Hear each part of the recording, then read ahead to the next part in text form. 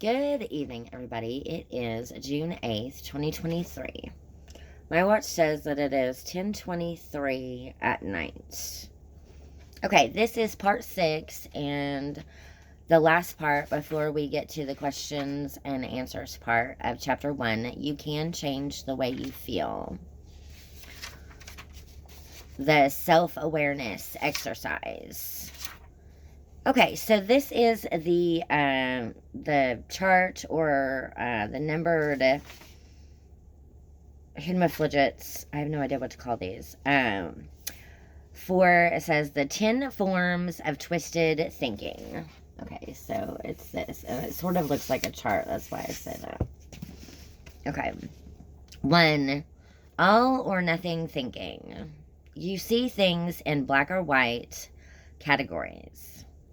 If a situation falls short or of perfect, you see it as a total failure. When a young woman on a diet ate a spoonful of ice cream, she told herself, "I've blown my diet completely." This thought upset her so much that she gobbled down an entire quart of ice cream. I do that sometimes.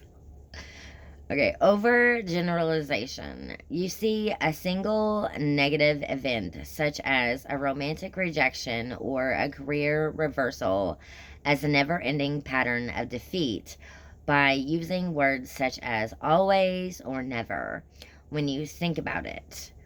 A depressed salesman became terribly upset when he noticed bird dung on the windshield of his car. He told himself, "Just my luck. Birds are always crapping on my car." I'm sorry, I just thought of a Supernatural scene. I have no idea if any of y'all watch Supernatural or not, but that's just why it made me laugh. Sorry. Okay.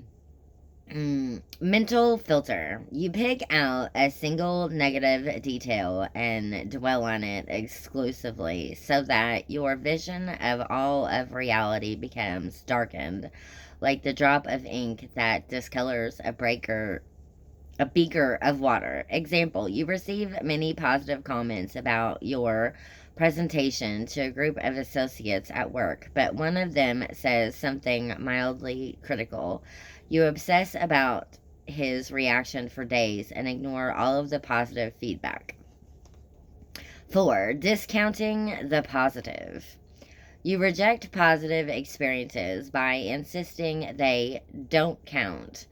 If you do a good job, you may tell yourself that it wasn't good enough or that anyone could have done as well. Discounting the positive takes the joy out of life and makes you feel inadequate and unrewarded. 5, jumping to conclusions. You interpret things negatively when there are no facts to support your conclusion. Mind reading, without checking it out, you arbitrarily conclude that someone is reacting negatively to you. Fortune telling, you predict that things will turn out badly. Before a test, you may tell yourself, "I'm really going to blow it.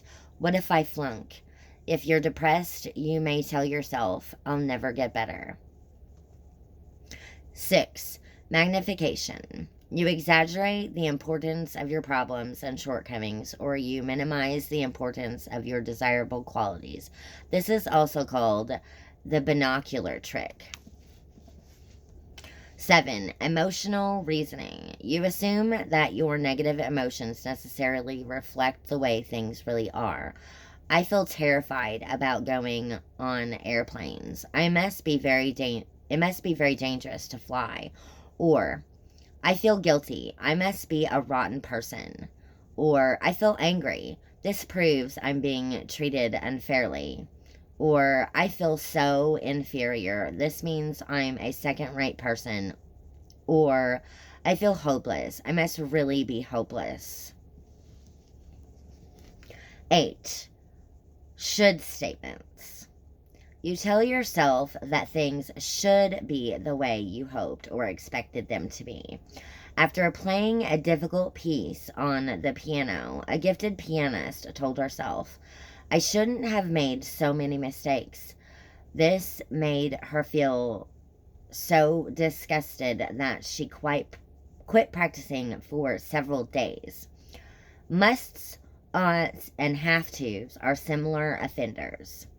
Should statements that are directed against yourself lead to guilt and frustration? Should statements that are directed against other people or the world in general lead to anger and frustration?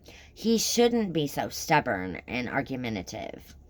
Many people try to motivate themselves with shoulds and shouldn'ts, as if they were delinquents who had to be punished before they could be expected to do anything. I shouldn't eat that donut.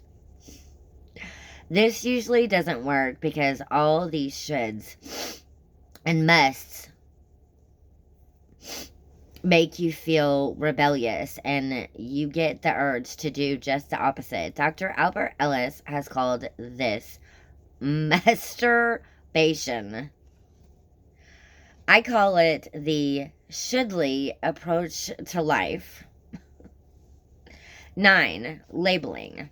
Labeling is an extreme form of all or nothing thinking. Instead of saying, I made a mistake, you attach a negative label to yourself. I'm a loser. You might also label yourself a fool or a failure or a jerk. Labeling is quite irrational because you are not the same as what you do.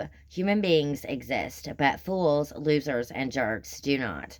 These labels are just useless abstractions that lead to anger, anxiety, frustration, and low self esteem. You may also label others. When someone does something that rubs you the wrong way, you may tell yourself, he's an SOB. Then you feel that the problem is with that person's character or essence instead of with their thinking or behavior. You see them as totally bad. This makes you feel hostile and hopeless about improving things and leaves little room for constructive communication.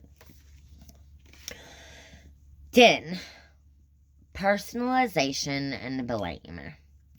Personalization occurs when you hold yourself personally responsible for an event that isn't entirely under your control.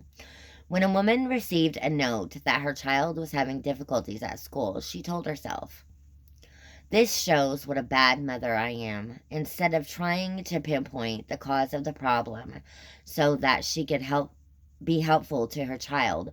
When another woman's husband beat her, she told herself, if only I were better in bed, he wouldn't beat me. Personalization leads to guilt, shame, and feelings of inadequacy. Some people do the opposite. They blame other people or their circumstances for their problems.